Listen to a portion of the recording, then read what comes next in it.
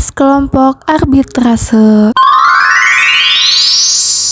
Pembahasan yang pertama, beragam alternatif penyelesaian sengketa di luar pengadilan. Yang kedua, jenis-jenis arbitrase sebagai alternatif penyelesaian sengketa. Anggota kelompok 4. Yang pertama ada Dina Fitria, yang kedua ada Fadil Akbar.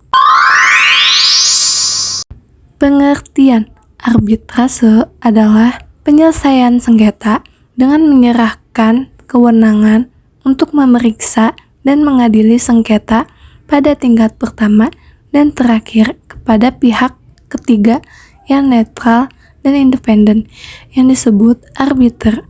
Arbiter adalah seorang yang dipilih oleh para pihak yang bersengketa untuk memberikan putusan mengenai sengketa tertentu yang diserahkan penyelesaiannya melalui arbitrase.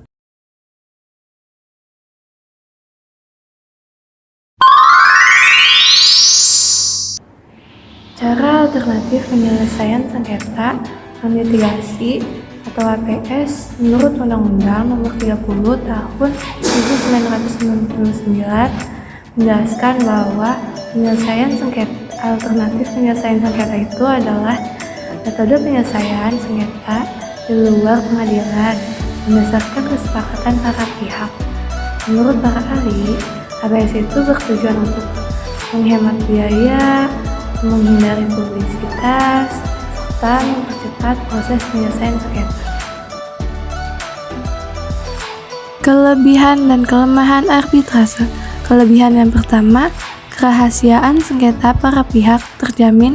Yang kedua, dapat menghindari keterlambatan. Yang ketiga, para pihak dapat memilih arbiter yang menurut keyakinannya mempunyai pengetahuan. Kelemahan yang pertama, arbitrase belum dikenal secara luas baik oleh masyarakat awam maupun masyarakat bisnis. Yang kedua, masyarakat belum menaruh kepercayaan yang memadai sehingga enggan memasukkan perkaranya kepada lembaga-lembaga arbitrase. Yang ketiga, lembaga arbitrase tidak mempunyai daya paksa dan kewenangan melakukan eksekusi putusannya. Pasal 1 Angka 10 Undang-Undang Nomor 30 Tahun 1999 itu mengatur 4 cara alternatif penyelesaian sengketa melalui arbitrase. Yang pertama ada konsultasi, yang selanjutnya ada negosiasi, yang ketiga ada mediasi, yang keempat ada konsiliasi, dan yang kelima ada penilai kari. Konsultasi itu adalah suatu tindakan yang bersifat personal antara satu pihak tertentu dengan pihak lainnya, yaitu klien dengan konsultannya, di mana konsultan itu memberikan pendapatnya kepada klien tersebut untuk memenuhi keperluan dan kebutuhan klien tersebut. Namun klien tersebut diberi kebebasan untuk melaksanakan atau tidak melaksanakan pendapat konsultan tersebut. Selanjutnya ada negosiasi. Negosiasi itu adalah proses penyelesaian sengketa melalui perundingan langsung antara para pihak tanpa mediator. Keberhasilannya itu tergantung pada kemampuan komunikasi dan negosiasi pihak terkait. Hasil negosiasi tersebut dituangkan dalam perjanjian tertulis yang juga harus berdasarkan ke pengadilan agar memiliki kekuatan eksekutorial. Selanjutnya ada mediasi.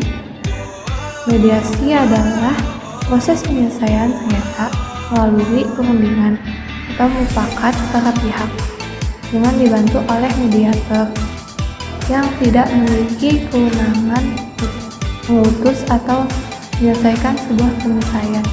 Mediator itu juga sudah mempersiapkan sesuai jadwal pertemuan mediasi pada para pihak dengan mencari solusi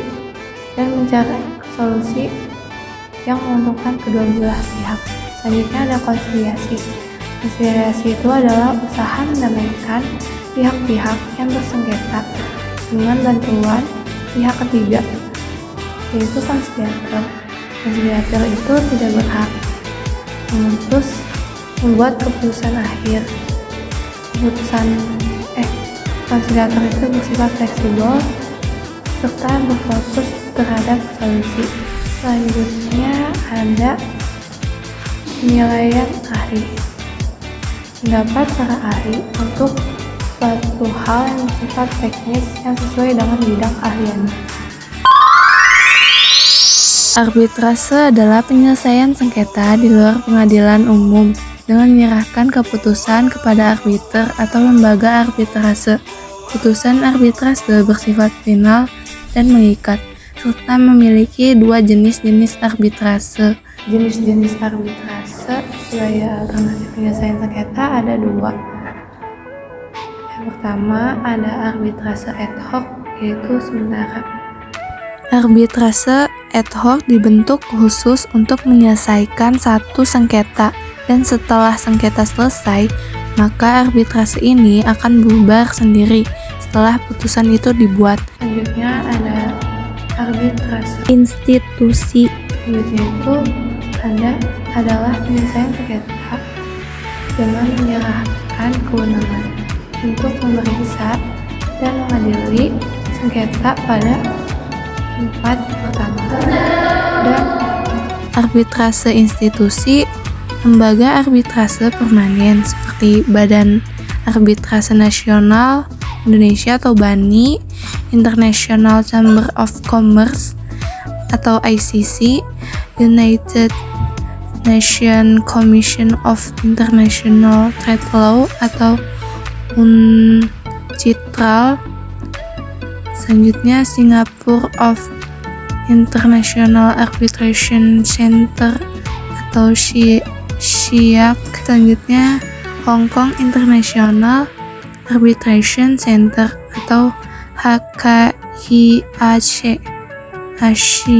Keunggulan arbitrase mencakup kerahasiaan dan fleksibilitas dalam pemilihan arbiter, sedangkan kelemahannya adalah kurangnya pemahaman masyarakat tentang arbitrase dan kepercayaan masyarakat yang belum memadai. Dasar hukum arbitrase. Yang pertama, Kepres nomor 34 tahun 1981, ratifikasi atas New York Convention.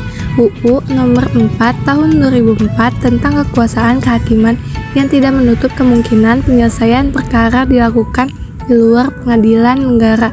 Yang kedua, Pasal 3 ayat 1 UU nomor 14 tahun 1970 tentang ketentuan-ketentuan pokok kekuasaan kehakiman yang menyatakan penyelesaian perkara di luar pengadilan atas dasar perdamaian atau melalui wasit atau arbitrase tetap diperbolehkan. Thanks for watching.